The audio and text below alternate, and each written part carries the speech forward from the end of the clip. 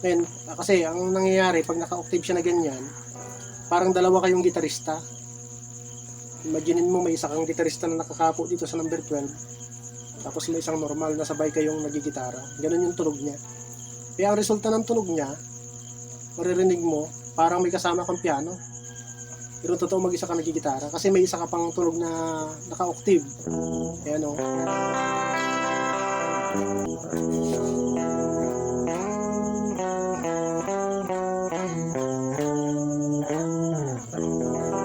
Parang may kasama kang pianista.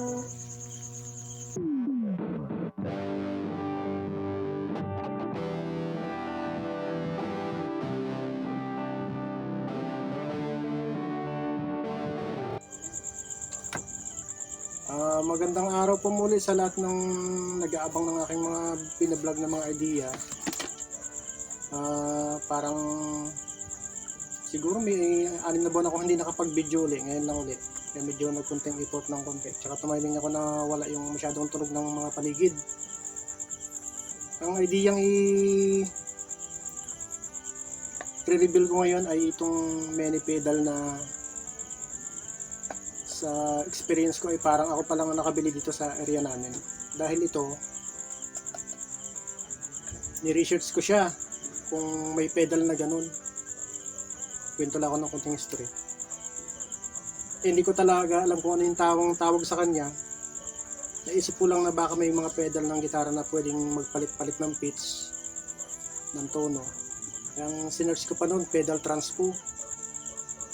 Tapos ang lumalabas pag nag-search ako ng pedal transpo, ang nakalagay digital pitch. Hindi ko pinapansin kasi yung transpo nga ang hinahanap ko.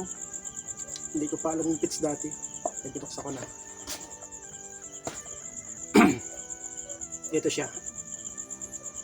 Yan yung brand niya. Ang brand niya ay Cubase Digital Pitch.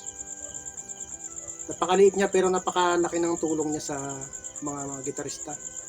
Lalong-lalo na yung mga tumutugtog sa simbahan, kasi ang mga tumutugtog sa simbahan, pag hindi kaya ng nagpapaawit yung ganun tono, lilipat kayo ng ibang key, halimbawa key of C, tapos naging lalaki yung vocalista, lilipat kayo ng key ng G or kung saan tugma yung boses niya. Ay pag medyo mabagal ka pa na gitarista at hindi ka pa masyadong aware dun sa mga transformation ng mga paglipat ng mga chords, kung anong key, hassle. Kaya naisipan kong order ng ganito kasi kahit ako minsan hirap din ako sa transformation ng mga chords. Ang magiging trabaho nito, kaya niyang ilipat yung tono ng gitara mo sa mas mataas at mas mababa. Bali, yun nga lang, limited yung kanyang kakayanan kasi hindi siya pwedeng normal na key tapos yung sharp nun or flat. Tapos ang ano niya, ang step niya 1 key ng 1 key. Ganun siya. Bali yung normal niya, halimbawa naka A, standard ka. Kapag ka inon mo yung pedal na to, para mas maliwanag, explain ko habang dinedemo kung paano. Kaya ko lang binablog. May pagbibigyan ako nito, isang subscriber ko na taga Sablayan. Ngayon, baka pag nasa kanya na, hindi niya alam gamitin kasi namantala ko na bago ibigay sa kanya, i-vlog ko muna yung review nito kung paano gamitin para kung sakasakaling mga pa siya pag nasa kanya na to, i-views niya lang sa YouTube, mapapanood niya. Tsaka para mapanood din ng iba na may ganito. O yung wala pang ganito, try nyo bumili, mura lang naman to. Makakatulong sa inyo to sa pagiging mas mabilis na galawan. Bali, nung in-order ko siya, wala talaga siya kasamang adapter. Kayo na lang mag-provide ng adapter, basta 9 volts naman siya. Saksa ko na. Kwento ko lang po na konti yung pitch na to, kaya ko doon bibigay sa subscriber ko na tiga Sablayan, kay Edgar Dangupon. Musician din na possible pa lang sa Sablayan. Kasi siya yung nag-import sa gadget na kapalit na para mapunta sa akin. Ayan o. Ngayon, aaralin ko pa to. Natuwa naman ako sa kanya dahil yung support niya sa akin, hindi ko lubos akalain na gano'n. Siya talaga gumawa ng paraan na mapunta sa akin ito. Napakabago pa ng pedal kahit na second hand. Hindi pa siya masyadong gamit. Tsaka yung mga settings niya, naka-standard lahat. Ibig sabihin yung dating may-ari. Hindi niya masyado sigurong nakalikot ito dahil hindi masyadong gamit. Kaya abangan nyo sa next na content ko. Pag kabisado ko na ito, tuturo ko sa inyo kung paano siya gamitin. Kasi nasubok ko na rin ang ganda niya gamitin, ang ganda ng tunog. Kaya lang gusto ko bago ko ituro sa inyo, yung halos kunti na lang ang hindi ko alam. Sa ngayon kasi nasa 20% pa lang yung alam ko dito. Pag siguro mga 50% o 70%, pwede na tayo mag-demo ng mga alam natin. Tapos, dahil nga magkakaroon ako ng ganitong pedal, medyo mababakante ang pedal ko. Ngayon itong heavy metal ko na Boston, ang edad lang naman ito ay nagsimula ako magbanda dati na 2009. Ngayon 2021 na. May na siya 10 taon. Next time naman itong itatopic ko kung paano siya igamitin, kung paano yung kanyang mga tamang timpla na pasok sa panlasa ko. Tapos kung paano ko siya iningatan ng ganun katagal. Kasi napakasensitibo rin ito gamitin. Abangan nyo na lang sa next na vlog ko. Yan pa. Kasi pag sinama ko dito, baka mainit naman kayo. Start na tayo sa pitch. Start po tayo. Bali itong nakikita nyo na to, yun yung microphone boom stand na upload ko dati. Kinonvert ko siya para mapaglagyan ng cellphone ito sa harapan ko. Para nakikita yung digital pitch na yun sa malapitan. Bali dalawang cellphone yung ginamit ko para klaro yung dating ng tutorial sa inyo. Bali mag-i-start ako. Lalagay ko siya sa tamang setup lang.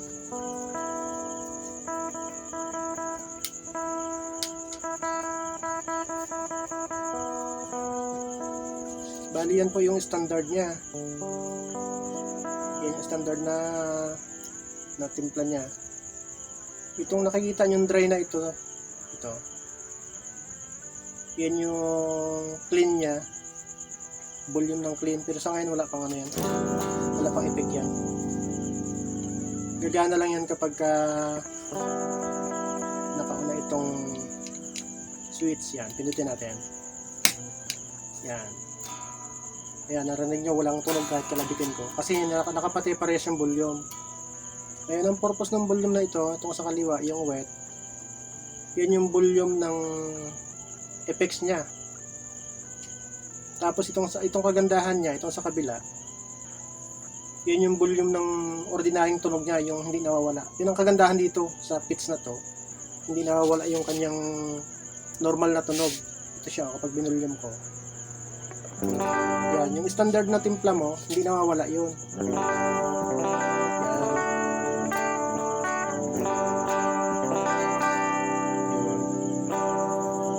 Pwede mong isagad yan. Yan na siya. Yan yung standard na tunog ng pitch. Hindi nawawala yan kahit na gumagana yung kanyang effects. Ngayon, maririnig mo tong isa na to. Ito yung volume ng kanyang, patayin ko muna tong isa. Ito naman ngayon yung volume ng pedal effects na to. Ibig sabihin, dahil nakailaw na siya, gumagana na yung effects niya. Angat ka na ng isang nota. Ito yung kanyang volume. Yan. Kapag ayaw mong gamitin yung original na tunog dahil hahabulin mo yung boses ng kumakanta, ganyan yung setup niya dapat. Hindi na yung standard. Yan. Bali yung C mo magiging D na ang tunog. Nakasi ako nakasi. Pero tunog D na yan. Tapos yung D ko nagiging E. Yung iba naman nagiging F sharp ang tunog. Ganun siya. Ngayon para magbago pa yung tunog, bali ang pagpataas tayo, isang pihit pang ganyan. May number yan, hindi masyadong makita Ayan. Naka number 3 siya. Sa madaling explanation, ang number na nakikita nyo, pagka may hawak kang gitara, siya yung bilang ng fret. naka number 3 na siya eh. Kanina, yan o, pag binalik natin sa dati, automatic naka 1. Yan, yung tunog ng 1 na yan, ito, yung 1 fret na to, parang nagkapo ka dito. Yun, yung isang, ano niya, yung isang pinakamadali para maintindihan ng mga beginner, tsaka nung hindi pa masyadong nakaka-encounter ng ganitong pedal, para siyang kapo, as in, na kaya lang, inimbento siya digital. Kaya lang yung kapo kasi, pre-style ka kung saan mo ilagay, pwedeng dito, yan. Ito naman, limited yung ano niya, yung pwede niyang i-supply sa'yo, kasi, yung number 3 na nakikita nyo na to, pag dyan ko tinutok yan, magbibilang ka ng 1, 2, 3, parang nagkapo ka sa number 3. Wala siyang kapo para dito. Kasi nga, ang lundag ng pitch niya, tigi isang nota eh. Tapos isang pihit pa ulit, number 5. Dito na siya. Yan. Tapos 7. Dito sa number 7. Tapos, 7 yung last na, ano yan, yung last na apakan. Yung pinakalas niya pa na isa, octave na. Dito ka na. Wala na siyang 8, 9, 10, 11 na wala na yun. Yun ang hindi na pwedeng gawin sa kanya. Kaya limited lang din siya pero wala namang ang pitch kasi mga pang ilang nota lang naman yan eh kung naghahabol ka lang ng mga kanta na habulin mo. Yan, ito, pag yan, naka-octave yan.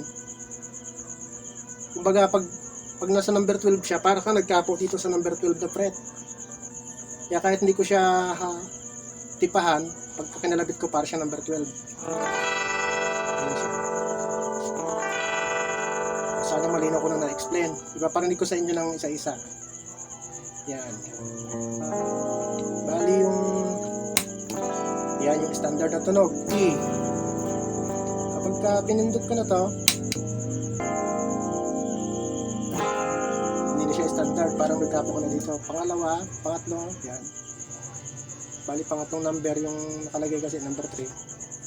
Para kang kahit naka-F ka dito, parang G ang tunog mo.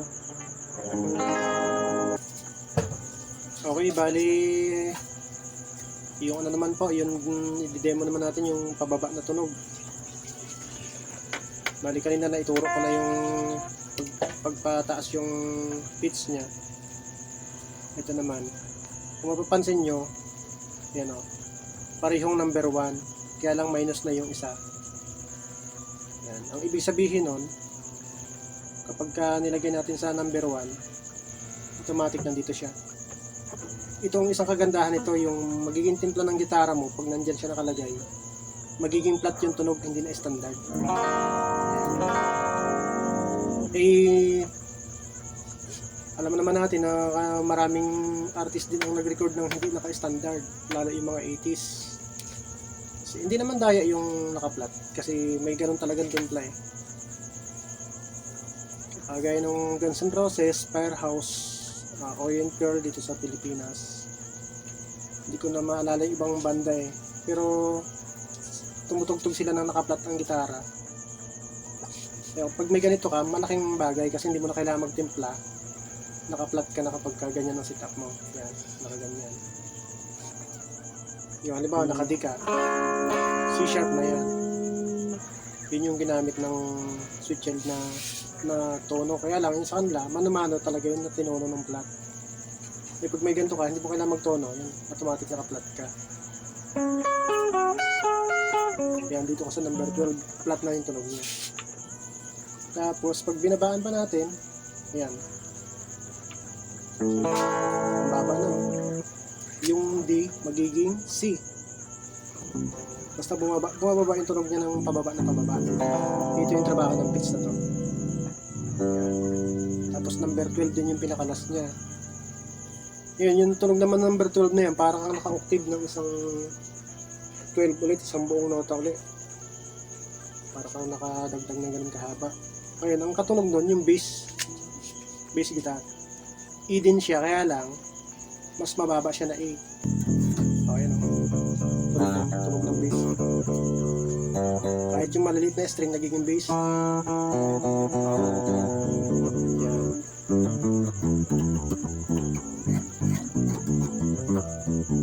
Yan.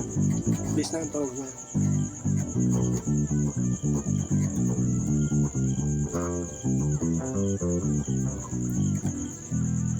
Yun. Bali, okay na po. Siguro na-explain ko na rin lahat yung tungkol sa pitch na to. Ayan, ang isang natuklasan ko naman dito na pwede kong ituro sa inyo. Itong volume niya na to, napakaganda ng ginawa nila kasi kahit na gumagana yung effects ng pitch, yan, bawasan ko na konti yung volume ng pitch yan eh.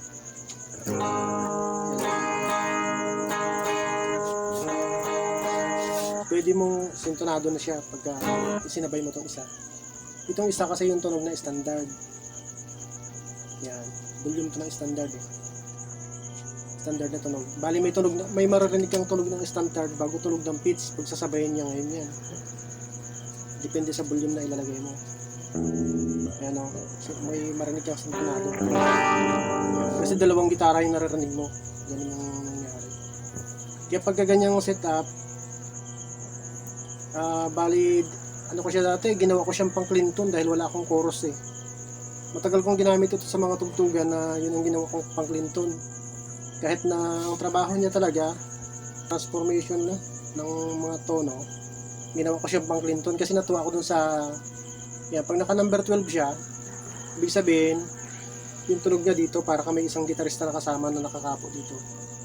Yan, ang lalabas na tunog parang piano. Ayan o. Yan muna ang bubuhayin ko, yung original na standard na tunog. Yan, kapag kaya ng yun ang buhay standard yan. Ngayon yung octave na tunog, hindi nyo pa naririnig kasi patay pa itong isa, yung width. Yan. Kapag ka binubuhay ko na yan, hindi nyo maririnig yung octave. Ayan, sumisingit na siya.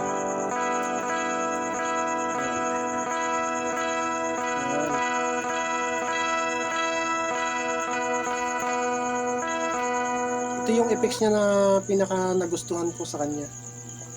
Ang totoo, hindi ko rin siya talaga nagamit sa lipat-lipat ng tono eh, kasi medyo aware naman ako sa lipatan ng nota ng huli na. Dahil pag pang babae, C, pag pang lalaki, G, doon lang naglalaro, or D, tatlo lang naman kadalasan yan eh. Yun lang naman pag sa mga pangsimbahan kasi paiba-iba ng tono talaga yung nagpapaawit, kaya kailangan mo maglipat-lipat. Ayan, ang nangyari sa pitch na to, nung sa akin to, naging chorus ko siya. Hindi talaga naging pitch ang trabaho niya. Lagi siya naka-octave nung sa akin siya. Ayan, kasi ang nangyayari, pag naka-octave siya na ganyan, parang dalawa kayong gitarista. Imaginin mo, may isa kang gitarista na nakakapo dito sa number 12, tapos may isang normal na sabay kayong nagigitara. Ganun yung tunog niya. Kaya ang resulta ng tunog niya, maririnig mo, parang may kasama kang piano. Pero totoo mag-isa ka nagigitara kasi may isa ka pang tunog na naka-octave. Ayan o. Ayan, pag medyo natatalo ng effects yung original na tunog na standard, bawasan mo lang itong wet. Ayan. Marinig mo na siya na konti para hindi makakasira dun sa original na standard na tunog. Ayan o. Dito natin na konti kasi hindi masyadong marinig eh.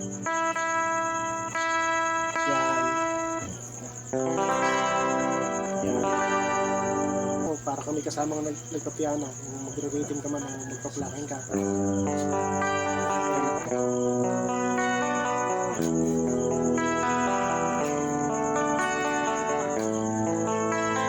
Yan yung naging trabaho niya nung sa akin siya. Yan na yung pang Clinton ko. Natutuwa ako sa patunog niya. Yan ang ganda niya. Diba? Dalawang tunog.